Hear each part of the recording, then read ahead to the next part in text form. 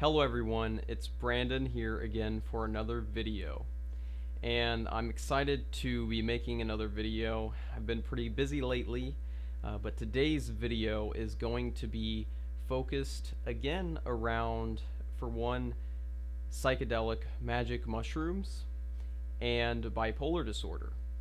Now, I'm going to split this video up into a few different sections so that people who might be a little bit interested in one topic over another, so I can kind of, give something of value to everyone who's kind of coming at this video. And the first thing that I'm going to be talking about is I'm going to be addressing a question that was left on one of my recent videos about the kind of interaction of bipolar disorder and magic mushrooms. I'm going to talk specifically about how they affect my moods. I'm not going to focus too much on how they, on my experiences during my trips at that point. I'll do that later on in the video. Another thing that I'm going to talk about is one of my idea of one of the best reasons you can use magic mushrooms, and also the true power, the greatest power that comes from using magic mushrooms, some of the greatest wisdom that you'll get from it. And these two things kind of go together. The way that might be best to take it, from what I've seen and heard from other people, and also the best positive thing that you can get out of it. And that's also coming from my personal experience, but also what a lot of other people have said. I'm going to talk about how you can avoid some of your worst bad trips. I've been lucky to, because of some things that I've done in the past, it's kind of lined up to where I'm a little bit less inclined to bad trips than some other people who might start trying mushrooms or other psychedelics. And those are some of the main things I'm going to talk about. I'm going to go ahead and put a time card here now to give you a guide for when each section begins. But for now, let's go ahead and start talking about how bipolar disorder and magic mushrooms interact. So, I'm someone with bipolar disorder type 1, if you haven't seen my other videos about the topic. And you can look that up if you want to get more of an understanding of what that is. This section of the video is more focused on people who have bipolar disorder, and kind of telling them how it has affected me so that they may have more information if they ever choose to try this for themselves.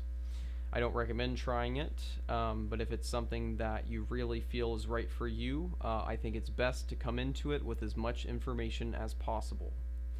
So with any psychedelic, I think it's important to ease your way into it. You don't want to start your first psychedelic experience off bad by taking way too much, or being in the wrong setting, or having the wrong mindset. Set and setting, your mindset and the place that you're doing it, taking the substance, those are key things that pretty much anyone who's taken psychedelics before or knows much about them will say is important. So you want to make sure you're in a comfortable setting. You want to make sure that you are not doing this while you're depressed, or having a really hard time. If you're going to be doing higher doses, a lot of people are doing microdosing these days. I'm not talking pretty much whatsoever about microdosing. I don't have much interest in that right now. I'm focused more on higher doses. So anyway, my magic mushroom experience started a year ago, a little over a year ago, almost exactly. And since then, I've had, I think, 5 or 6 trips. I was counting before I made this video. I think it's 5. My first trip was on 0.5 grams. It was a pretty euphoric experience. It was at a concert. Not really the type of setting I would suggest taking a higher dose than that. Maybe a low dose like 0.5 grams, depending on how sensitive you are to taking mushrooms. It could work. It could be fun, or it might not. But really, I'm more interested in higher doses and really kind of expanding my consciousness, having really profound insights and experiences. So I'm always for, a little bit higher doses. Well, not a little bit, but quite higher doses than that. My next experience, that previous one was pretty positive. Now, as far as how it affected my mood and everything, it did call into question many things that I was doing in my life. It made me think, is my job right for me? I feel like it's not aligned enough with my purpose. I feel like it's too materially focused, like I'm just doing it to get money. And I feel like all of these perspectives were healthy ones to have and healthy thoughts to have. But I do think that it's possible that taking the mushrooms at that time might have led to what happened later. And I actually had my first manic episodes that I had had in years, just months after trying this small dose of mushrooms for the first time. I don't think this is at all a chemical thing that happened with the mushrooms. From what I've seen after taking them more often, and in higher doses, I think they kind of operate on a different system than mania. You hear a lot of drugs like cocaine, methamphetamine, something like that. They can trigger mania very easily. With shrooms, I've never had anything of the sort, depending on, and it didn't depend on how much I took. I think more, if anything contributed to my mania, it was a lot of stress that was going on in my life previously, and also slightly after I took the mushrooms. I think the mushrooms really gave me a wake-up call to some of the things that were more important in life, and they probably made me more ready to start doing what I really needed to be healthy. And with that manic episode, it actually came about by me doing very healthy things for myself. It was kind of strange in that way. I began meditating every day for about a month. I began eating a fully vegan diet. I began feeling great on it. I began exercising every day, drinking plenty of water, and I finally got my sleep schedule right for the first time in years. And it's very hard to do that for someone with bipolar disorder sometimes, because it really can affect your sleep. But anyway, doing all those healthy habits, I got to a point where I felt really good. And I think maybe part of what triggered my manic episode is I had what some would call a couple Satori experiences. Satori, if you look it up in Google, basically translates into a sudden enlightenment. I'm not saying I was Buddha or anything, or I was Jesus, or I was levitating, but what I am saying is I did experience some very real aspects of kind of a more spiritual sense of our reality. And I did this without the use of drugs, and I did this by doing very healthy things. But having this experience, and I've actually heard that spiritual experiences can trigger manic episodes. I've actually talked to other people with bipolar disorder recently, someone who had their episodes triggered by religious experiences. They were Christian, and so it's interesting because I know I was in a normal state of mind. I wasn't manic or depressed. I've become pretty aware of my states over the years.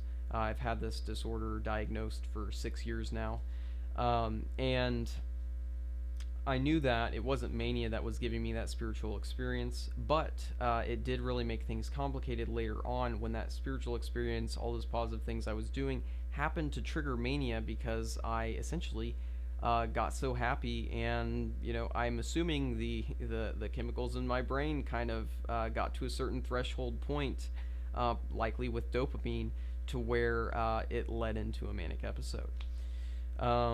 So again, that's just more talking about what has happened with me recently, and it was more, if anything, kind of philosophically or like conceptually linked to maybe my manic episode, because it made me more focused on spirituality, less focused on physical things. It made me happier, essentially. It made me focus on things that worked better for me, and that just happened to get me to a state where I was prone to having a manic episode. It's not like I took the mushrooms and then had a manic episode the next day. It was like a couple months later, Ultimately, it wasn't the biggest factor in my manic episode. So, after that, and after my manic episodes, a few months later, I hadn't taken mushrooms for probably 4 or 5 months since the last time I did. And it had probably been a couple months since I was manic, and I had been depressed for quite some time. Which is pretty normal. If you're bipolar, you know it is that you often have a crash or a lowering in your mood towards depression after a manic episode, especially one that's severe.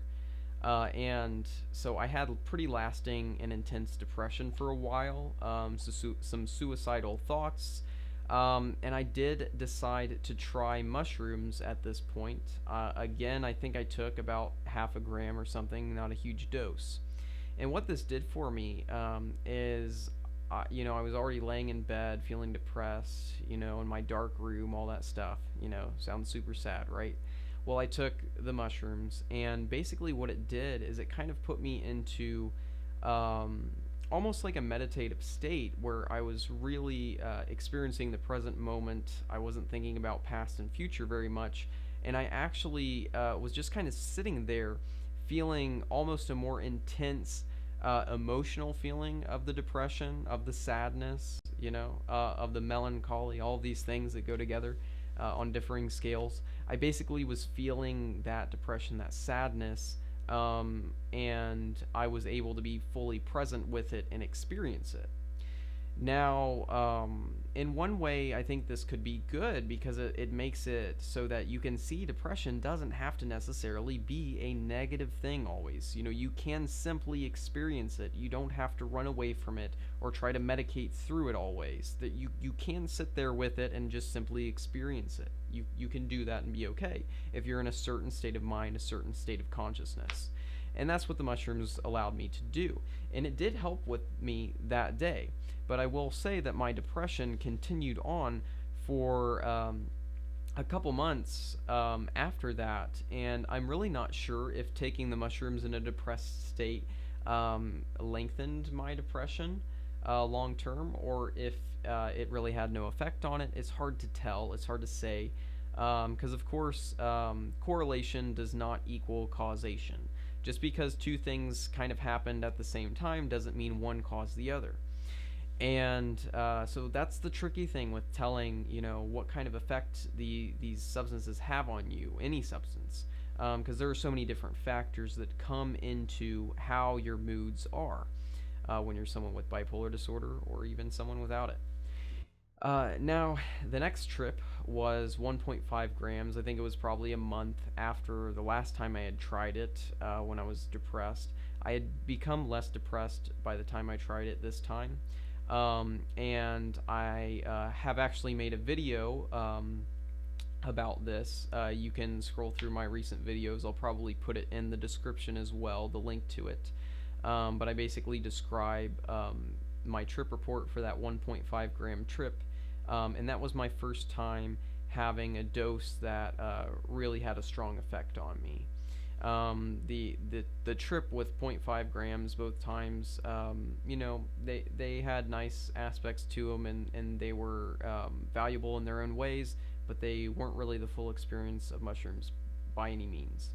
The 1.5 gram trip was pretty intense. It was the most kind of sucked into the present moment, closest to what some people might call enlightenment or a non-dual state. You can do a little bit more research into those things if you're interested. I'm not going to cover them too much in this video, at least at this point. But anyway, so the experience was pretty strong, and it was overall very positive. There were a couple times that were negative in it. I described that in the trip video. But overall it was positive, and I think it ended up being an overall good effect on my mood. And this is where it kind of, like a week later, stuff like that, it kind of continued on. I didn't see any like dip into depression after using that. And the next trip that I had was my first trip at a pretty decent dosage. So most people who take mushrooms frequently, they will kind of talk about, it's kind of like this range, maybe 3 to 5 grams is when you start getting into your more profound, your stronger experiences. That's when you start to get there. Of course, with any substance, and especially from what I've heard, psilocybin is kind of individually focused as far as how strong it is when it affects someone, how susceptible someone is to its effects, how sensitive someone is to the substance. I've heard of someone who can take zero point 0.5 grams and have complete visual hallucinations and feel like they're in another world. I've also taken 5 grams before and had very profound experience, but not really as much of the visual thing as they seemed to talk about. Anyway, so this 3.5 gram trip, that was a super positive trip. Brought in a lot of great emotions and also brought in kind of that spiritual enlightenment related and non-dual state of consciousness that I seek so much and is really the main reason why I take these things at this point. At a certain point, I felt as if I was having an orgasm in every cell of my body. I think, funnily enough, one of the phrases I kept saying was, "I'm fucking coming, Raptor Jesus, oh my god," which just sounds completely hilarious. Like. When you're not in the experience, if you're someone else looking from the outside into the person experiencing this, a lot of what they might be experiencing might seem like gibberish. To me, when I said I was coming, that was obviously, it felt like an orgasm. That's what it felt like. Felt like I was having an orgasm in every cell of my body. This actually went on for like over an hour, to the point where everything felt so positively good and pleasurable that I started wishing for it to go away, because it was like too positive of an experience for me to handle at a certain point. I mean, I could handle it, but I wanted it to move on to something else, which is really funny. I talked about raptors because I think at some point in my trip I began to think about Jurassic Park. That is probably my all-time favorite movie, if I'm honest. The first and second Jurassic Parks, I grew up on them. I watched them literally hundreds of times while I was a child. I would sit down, watch dinosaur movies while I was probably ages like 6 through maybe 12, just all the time. It was one of my main interests as a kid, and that's where the raptor idea came from. I don't know how it got linked into everything. And then also I was raised Christian, or actually Mormon, which is a sect of Christianity.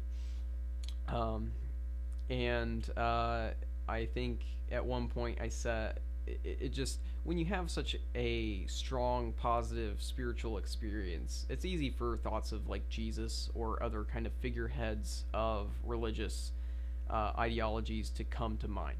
So it was just something that came up. But anyway, I've talked about that part of the trip enough. So super positive trip. Had a lot of spiritual feelings with it. It was great. And after that trip, I felt pretty good, and I was so surprised because, in that trip, one of the things that I felt was I did feel kind of like myself, my sense of self, thinking of myself as this human Brandon Rowe that basically evaporated, no longer existed for a while. That's a very common thing, this loss of your ego self, what some people call realizing the true self, or the self with a capital S. That is something that people talk about a lot.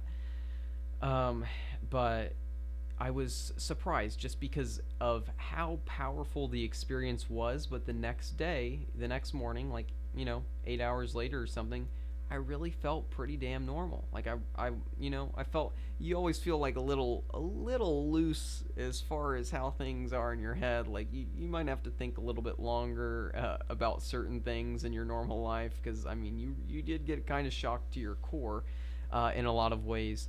but I was surprised, being someone with bipolar disorder, and this being the first time I had really taken a decent dose.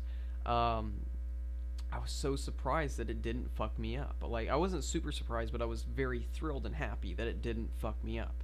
And this gets into something too, that I've heard from Terrence McKenna.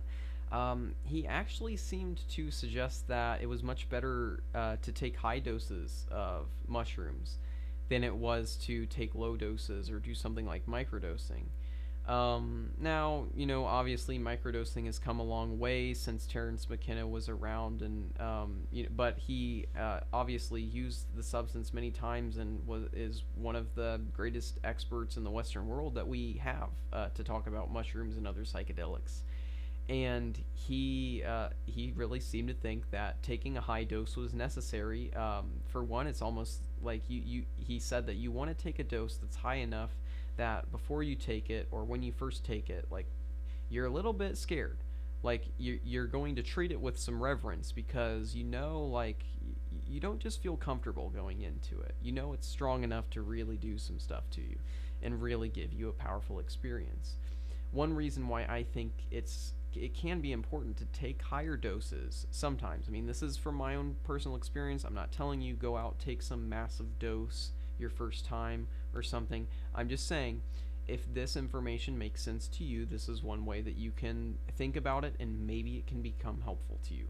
But for me, I've found that the higher doses typically get me to the non-dual, timeless, kind of close to the whole enlightenment idea for a little bit of time. That spiritual experience that I'm looking for when I take this substance, they get me there kind of easier and faster, and it's what I'm looking for personally. So it works for me. I also, I've done a lot of things to prepare for that type of experience, at least to some extent. So, for me, taking a higher dose, in some ways, is going to be a little bit easier than people who haven't done like meditation and, worked on their consciousness, stuff like that. But anyway, let's get on to how the last trip affected my bipolar disorder.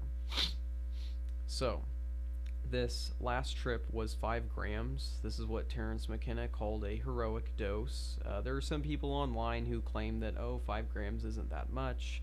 I would say it is enough for most people to be a very strong, profound experience that might scare a lot of people because of its strength.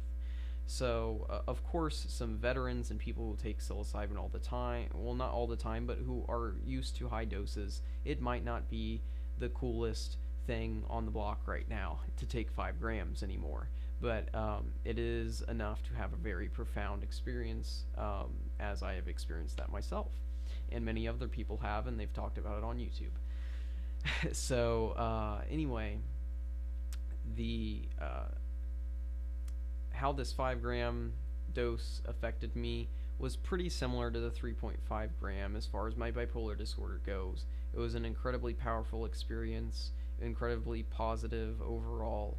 One thing happened though is I did have something happen in my personal life the next day, where it kind of sucked me out of integrating the experience. It kind of got me away from, normally I will save a full day where I don't really have to do anything important or any real obligations, so I can just process what I had learned and what I had gone through the night before. And because of some personal things that happened, someone in my personal life was actually trying in a bit of an argument with me, and it was kind of emotional filled, and it wasn't good. So I had already planned to have a day to integrate the experience. I would really recommend having a day at least where you're not working or have to do anything super important after each trip. A full 24 hours like after you sleep the night that you tripped. But yeah, positive experience. I didn't see any negative effects on my mood or anything. But ultimately the effects of the trip I don't think lasted very long because I didn't get to integrate them, sadly. I think if I was able to integrate that very positive, my most positive and most profound trip so far, it probably would have really helped, but it helped a little bit instead of a lot because I wasn't able to integrate. Now, let's get into another topic. Let's talk about, in my opinion, why you should take magic mushrooms and where their greatest power lies. If you've watched the video up to this point because you were interested in my insights on how it affected bipolar disorder, um, that's good. And a little bit of what I talked about before will overlap and kind of lead into this. But if you're skipping to this section because you weren't too interested in bipolar disorder, let's go ahead and get started, and I'll tell you what I'm talking about. So, with taking magic mushrooms, there are quite a few people out there, and myself included, who think that these are very related to some type of spiritual experience and some type of mystical experience. Some people refer to it as. Ultimately, this experience stems out of the loss of your ego self, the identity that you have that is mainly attached to survival, both in things like getting food and shelter, and also survival in the sense of maintaining your personal relationships, who you see yourself as, like your identity. I'm a guy who works in real estate, or I'm a guy who sells cars, or I'm a guy who works is in the army. Like, these are different identities. These are different little boxes that you kind of fit yourself into psychologically, and in your mind. And ultimately, psychedelics, for many people, one of the main things they do is they dissolve this ego self. They get rid of it for a little bit while you're at the peak of your trip. You get to a point that many people do after years and years of intense meditation, where they lose this ego self. They lose many of the attachments to this physical world that keep you pulled out of the present moment, and ultimately, this experience is helping you see into, in my opinion, and corroborated by my personal experience, as well as the viewpoints of many old cultures, religions, spiritual traditions, and many people actively seeking this information today. This is a profound and real spiritual experience. These substances, I personally can speak for psilocybin, magic mushrooms mainly, but it can really bring you to a point that is similar to what many describe spiritual enlightenment as. You see many aspects of this. Your idea of yourself dissolves. It is similar to having a physical death, but you never left your body. When you have a physical death, at that point in time, you're gonna have to get rid of all these ideas, like I'm a stockbroker, or I'm a banker, or I'm a husband, or I'm a father, or I'm a failure, or I'm a drug addict. All of these identities and all of these experience-based things in the past, and all that based in your human experience, that ends at the moment of death. From what I've heard and seen, and this is my personal belief. And an ego death is similar to that. It's similar to how powerful, if you have a very strong ego death experience, which is also in a lot of ways called an enlightenment experience, or a satori, or something like that. When you have this experience, it is in many ways similar to a physical death. And part of that is relates to how you can see that many people who take psychedelics can have some really negative trips, because they're trying to hold on to this ego self. They're trying to hold on to this ultimately false and entirely fabricated identity that has no reality to it at the most basic levels of our experience. They're trying to latch onto this, and the mushroom or psychedelic is trying to pull them away from it. It's saying, no, this isn't what you want. This isn't what actually makes you happy, dude. Like, like love and eternal bliss and timeless experience, and realizing your nature as part of God, as one consciousness node on this network of consciousness that is essentially God itself. All power, knowledge, wisdom, and experience right here, right over here, that thing. Like, you're trying to hold on to this little identity of this, like, little human being. Like, give it up. Give it up, come over here. That's part of what this experience is about. From my experience, personally, what I've heard a lot of other people say about it.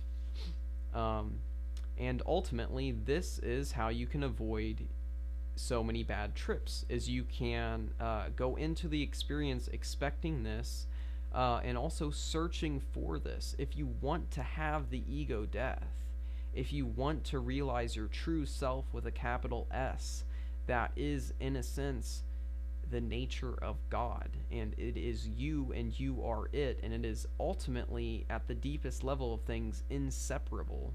If you want to experience that, feel that, you're going to have a much harder time having a bad trip. At the end of the day, that's how it's going to be. Now, on the other hand, if you're super attached to your human identity, and that you're a doctor and you went to Harvard and you think you're this great moral person, because you care about progressive ideas or conservative ideas, whatever's your favorite tea of ideology to drink every morning, whatever ideas you think are greatest and you hold on and latch on to the most. Hell, even if that's the thought that you're some spiritually enlightened person, in a way, the thought of that is, in a sense, different from the actual truth, because truth on the most fundamental levels is not in words.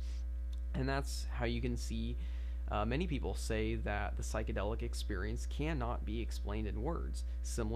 Many people say that the enlightenment experience is very difficult to say in words. It is ineffable. And, but anyway, so how do you prepare yourself to take psychedelics your first time? I would say having a meditation practice that you do. Mindfulness meditation is a great place to start. It's simply sitting there and paying attention to usually one simple thing, like your breath or a sound or a certain feeling in your body, and just being aware of that, and returning to that awareness, to the awareness of that thing, returning your awareness to your breath, per se, if we're going to use that example. Every time that you realize that you're having thoughts, you just return gently to the breath, or whatever your meditation focus object or experience is. You focus on that thing, and it brings you more into the present moment, detaches you from your thoughts, shows you that you are a complete and separate entity apart from your thoughts on a certain level.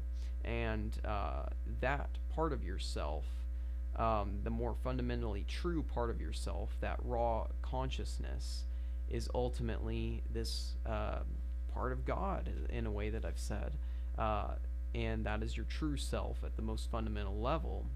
Many spiritual teachings and traditions say, and I believe myself from my own experiences with meditation and psychedelics.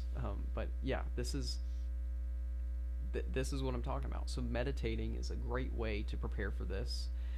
Reading about enlightenment, reading about other people's psychedelic experiences, or listening to all this stuff, really getting as much knowledge about this stuff as you can, about all these spiritual aspects of it, being well prepared for that.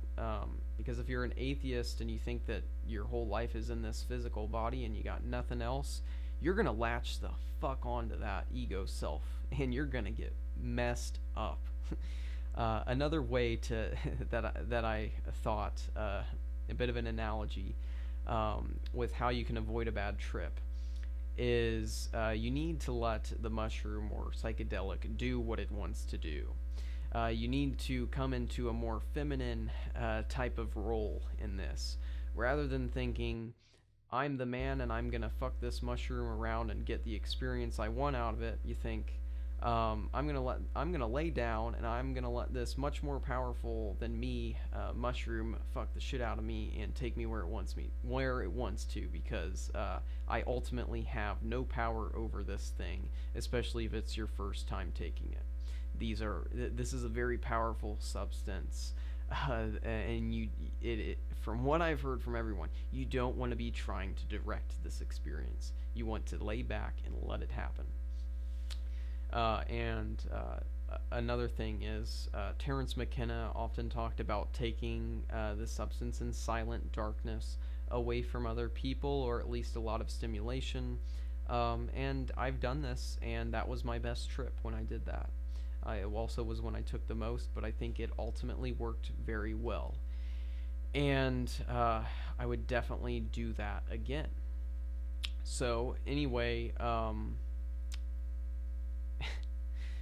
next I'm going to be talking about my 5-gram trip report, talk about some aspects of that, some of the greatest insights that I had, and just tell you a little bit about the experience. Alright, I'm back, and it is time to focus on the last kind of section of this video, which is the nice, interesting, juicy part of it, which is my trip report of being a guy with bipolar disorder type 1 who decided it was a good idea to take 5 dried grams of psilocybin magic mushrooms.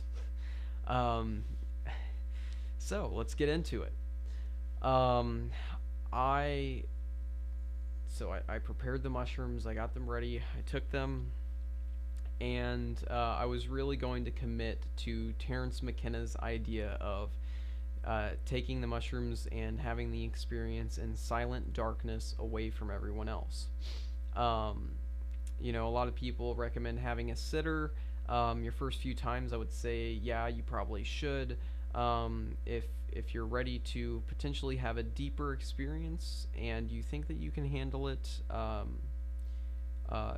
you know, if you so choose, you can give it a shot and do what Terence said at least worked for him and kind of recommended for other people. So I tried that. I took the mushrooms. I immediately went into my room. I think after maybe drinking a little water or using the bathroom, something like that. Quickly, I went to my room, I turned the light off, and I sat in my computer chair up straight, and I began meditating. And I meditated, I would guess, for maybe like 10 to 15 minutes. And actually, before I had taken the mushrooms, I had made sure that I was on an empty stomach, that I had gotten food ready for myself. I went and got some Jimmy John's, a sandwich, chips, and I don't think I got a drink, because I was just going to drink water at home. But I had that food and snack ready for myself when I was hungry later on, which I've heard other people recommend to do. And this worked out well. I didn't throw up this time because I took the mushrooms on an empty stomach, and that worked very well. And it also came on a bit faster and stronger because of that. So anyway, I was in my room and I meditated, I think for maybe 10-15 minutes. And for me, after I take mushrooms, once I can kind of tell that things are getting into my system a little bit, especially my last 2 trips, there's a very unique feeling. It's not exactly like this, but there is a certain aspect of both fear and respect, and you're kind of bracing for the experience. You can just feel like maybe you kind of feel the beginning of the chemicals coming into your body and your subconscious mind, or the inner workings of your brain are like, oh shit, this guy did this stuff again. It's coming. It's kind of like you're standing on railroad tracks and a train's coming, and it's in the distance. It's not here. It's not ready to smash you and kill you and chop you up into bits.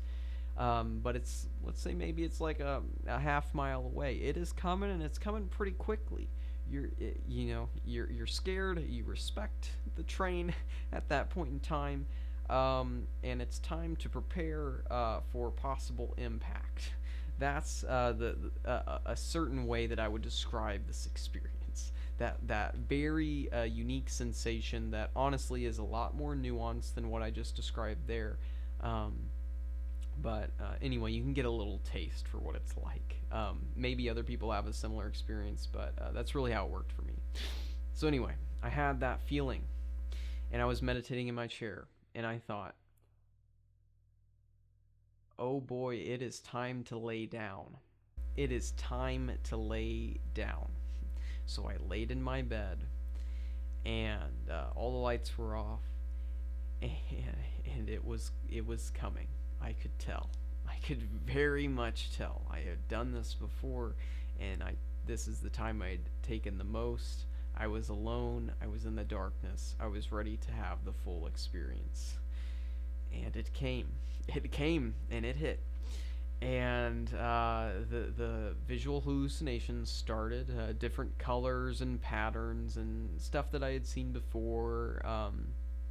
A way that I liked to describe it in my 1.5 gram trip video is it's kind of like a kaleidoscopic, like, vibrating pattern of like neon and bright little objects, similar to what you would maybe see in a casino, like the sevens and the cherries that have a certain like artificial but vibrant look to them.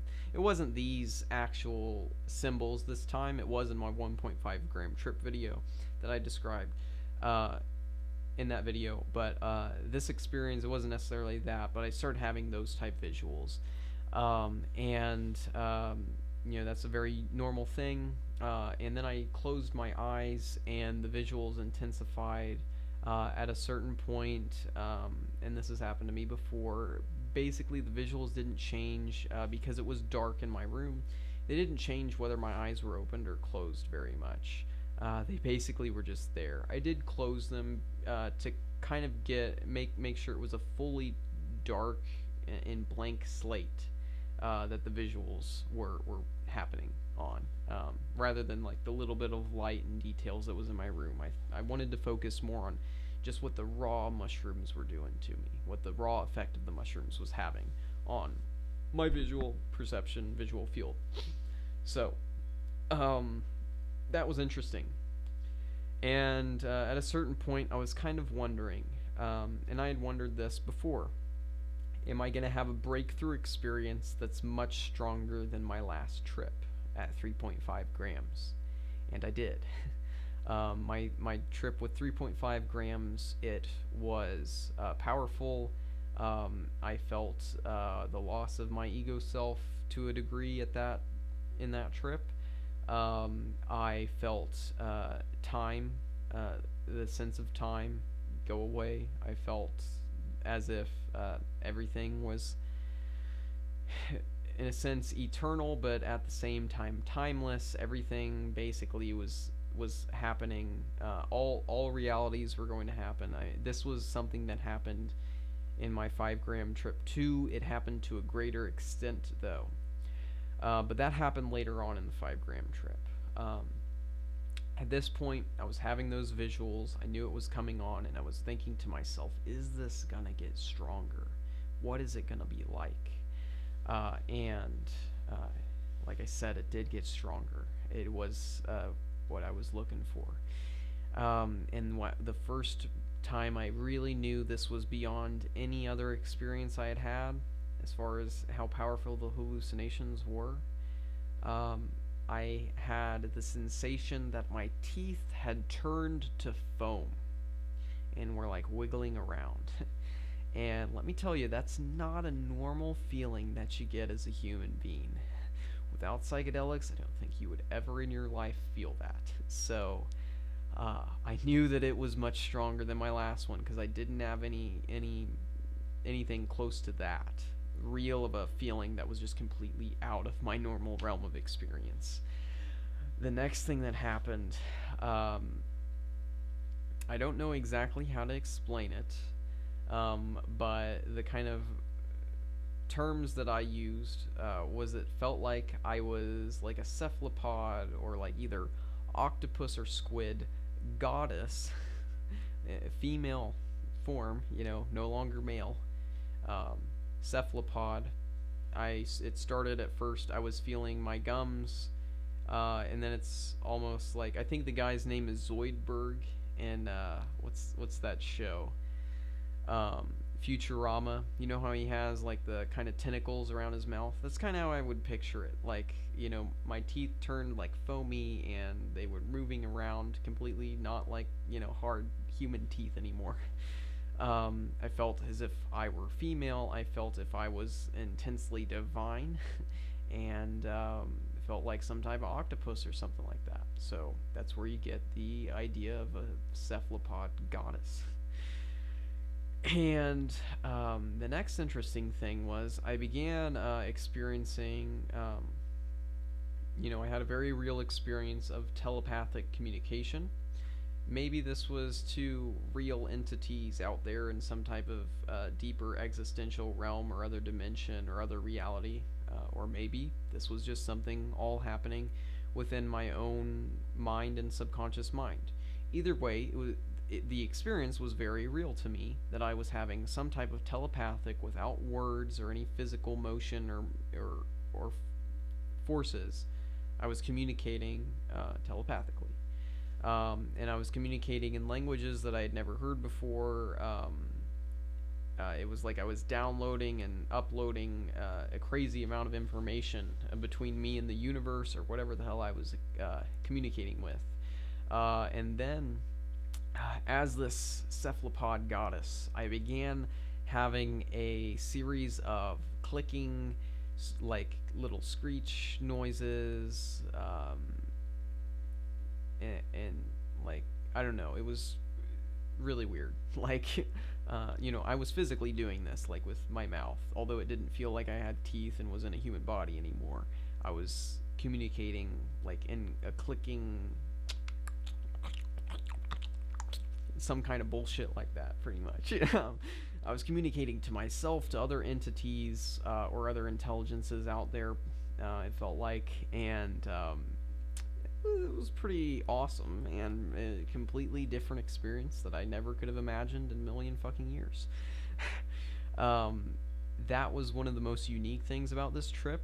Again, the next thing that I can remember is I felt a sense that I was in a similar reality, or like the same reality that I think was in either episode 2 or episode 3. I think it's episode 3 of Star Wars. I'm pretty sure this is the one where Anakin really turns to the dark side and he starts killing the younglings, all that kind of stuff, if you've seen the movie.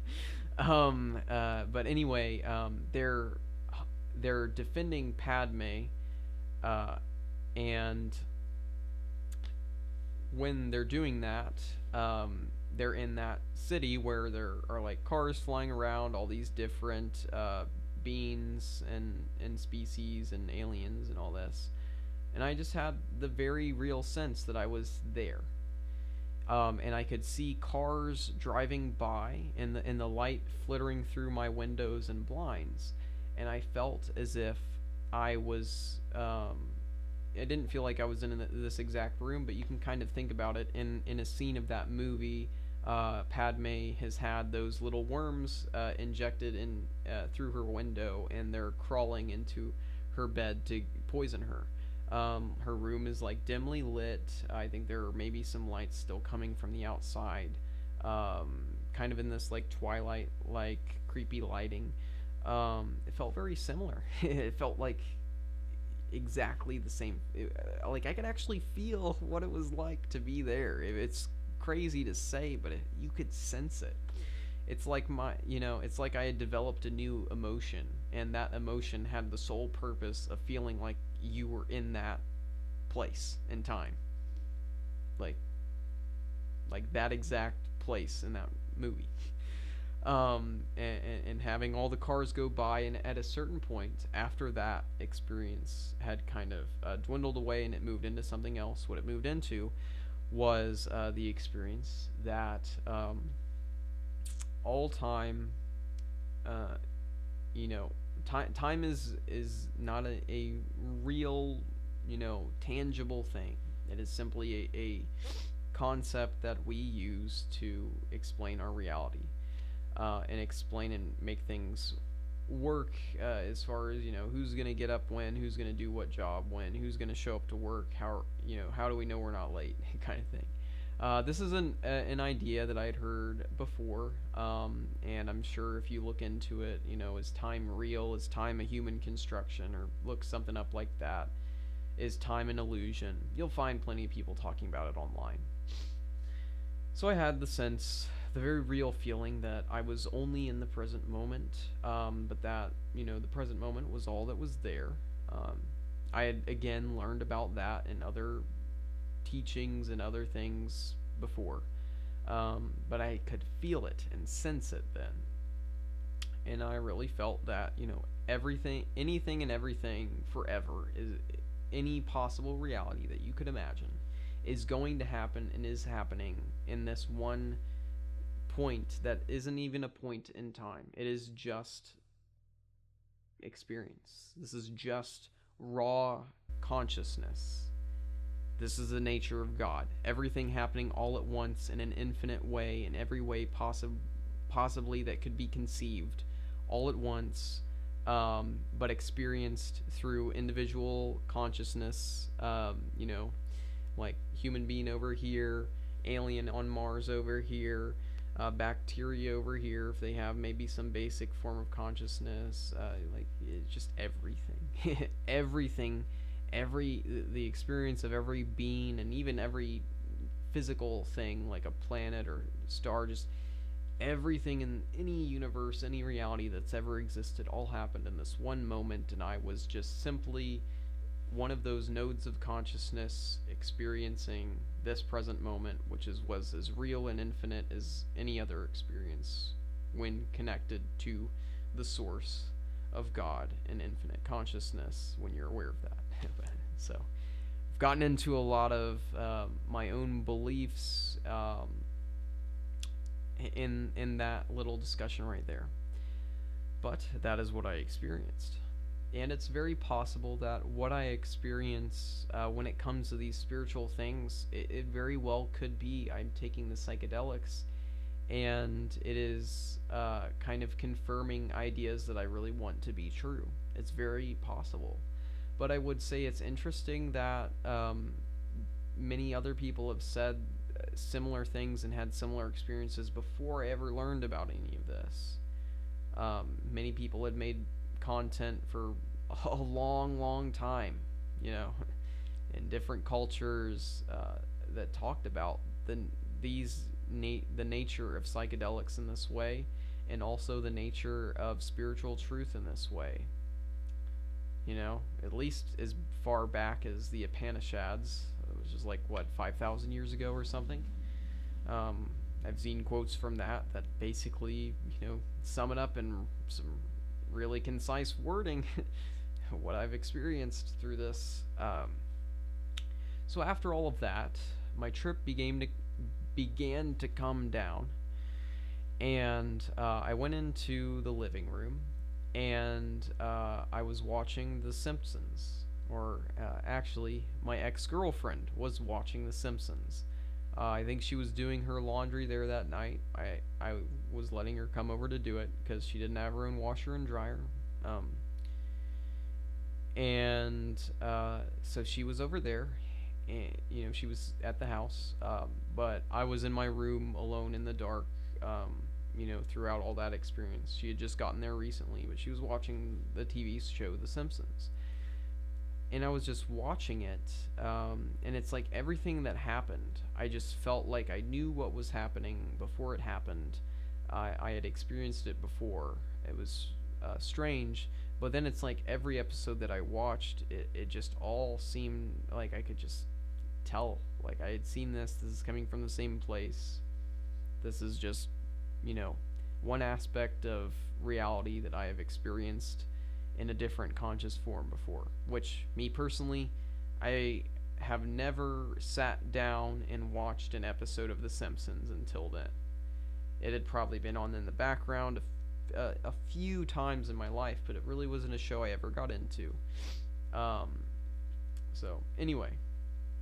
And one thing that's really interesting, like when you're coming down, at least for me, from a psychedelic trip, it's easy to see a lot of these spiritual truths that you've just experienced in types of media.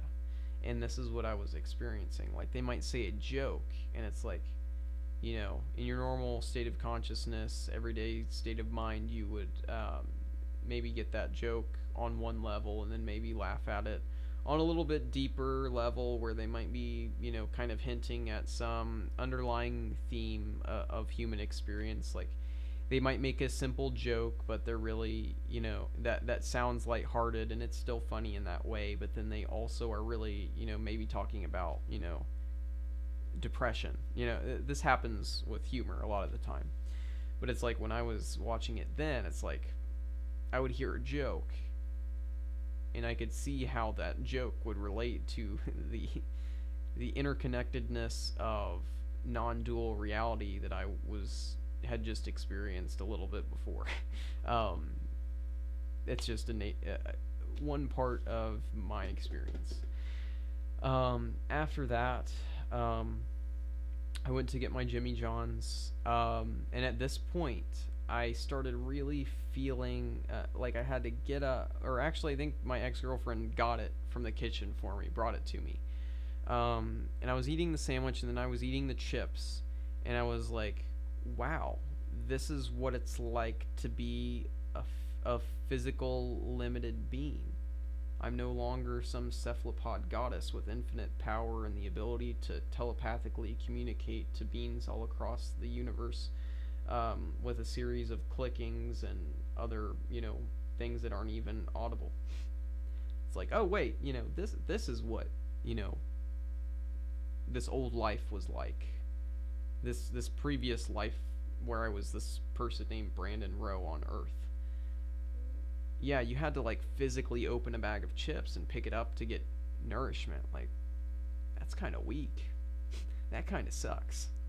And I had some resistance while I was doing this. Like, I wanted to eat my chips, like, on a certain level. I was very hungry, because I didn't eat before the trip for like hours, so that I wouldn't, you know, have any nausea or vomit. So it was, for a minute there, it was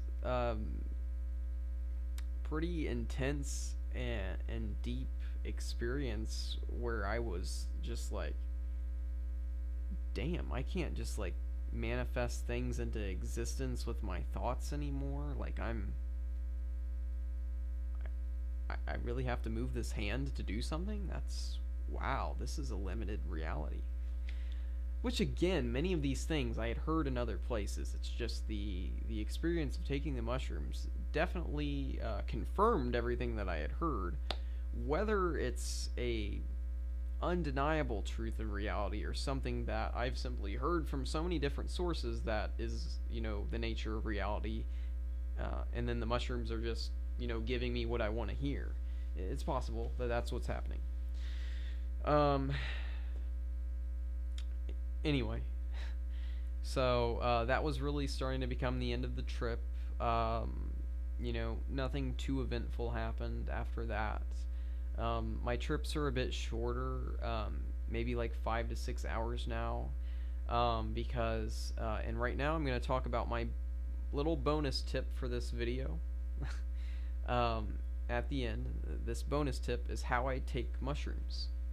Now, I said previously I took 5 dried grams of mushrooms, and I did. I took 5 dried grams of mushroom material, and I extracted the active ingredient out of it by boiling it and making it into a tea.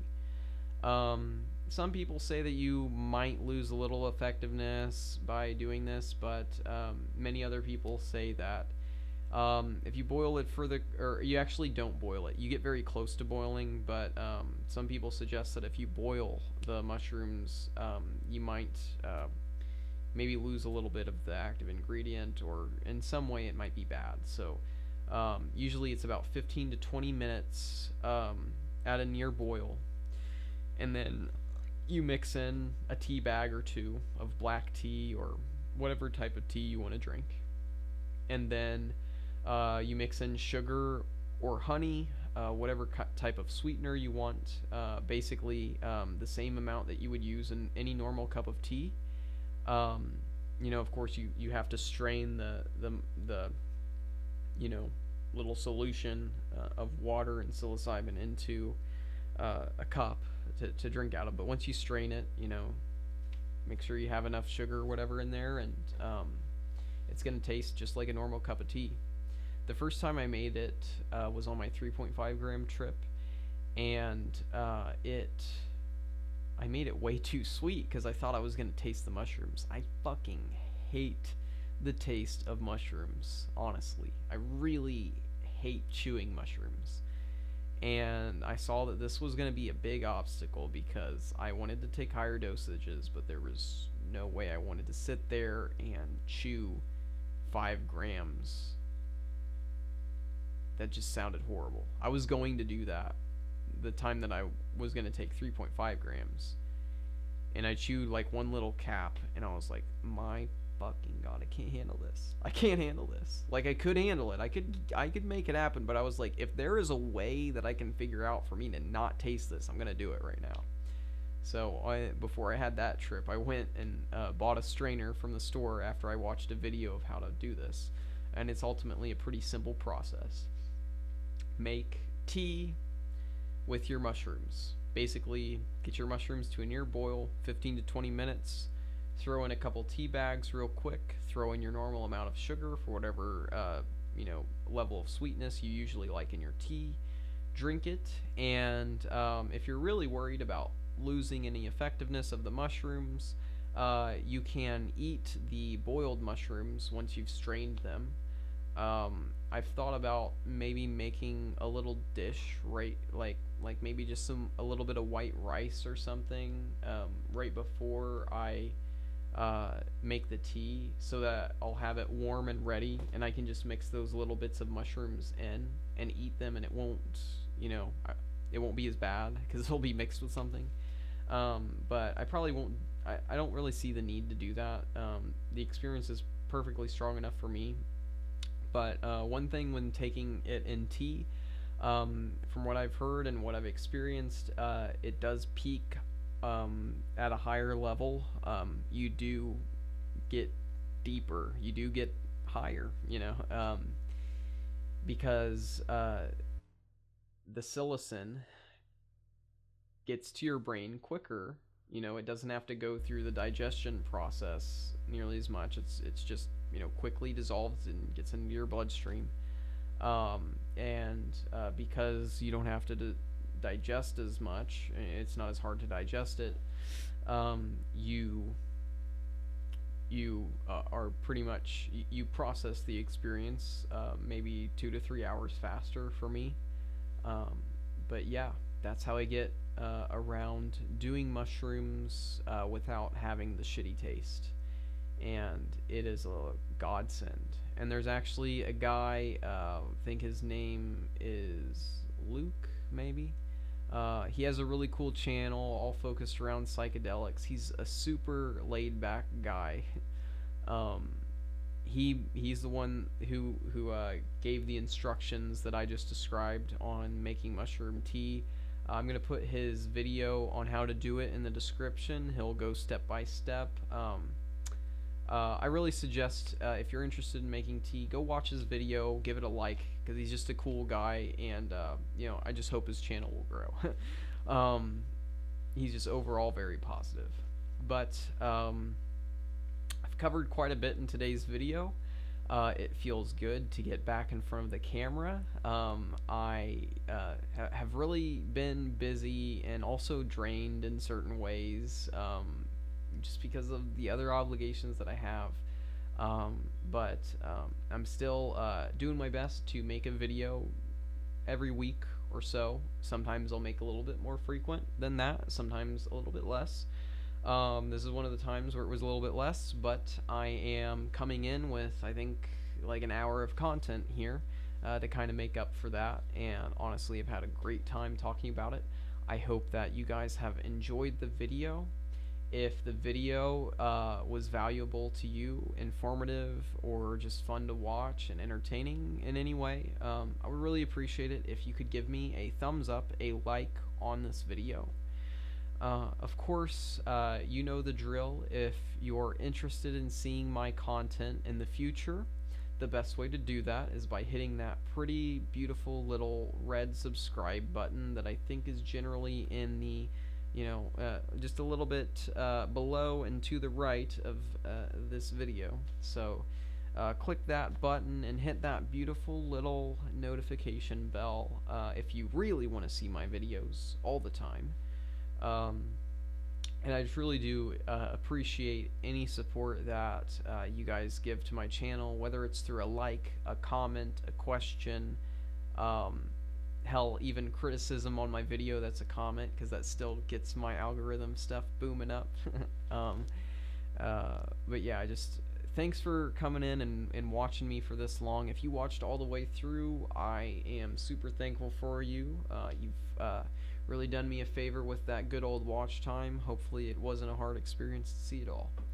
I've rambled on long enough about how YouTube works and trying to expand my own channel, so I'm gonna move on, and I hope you all have a great day, and please feel free to ask any questions you may have about bipolar disorder, spirituality, psychedelics, non-dual enlightenment, on any of this stuff that I've talked about in this video, or hell, anything else. Ask me what my favorite brand of pancakes is. And I will get back to you in the comments section eventually. If it's a direct question to me, I will definitely respond. So, peace. Have a good day.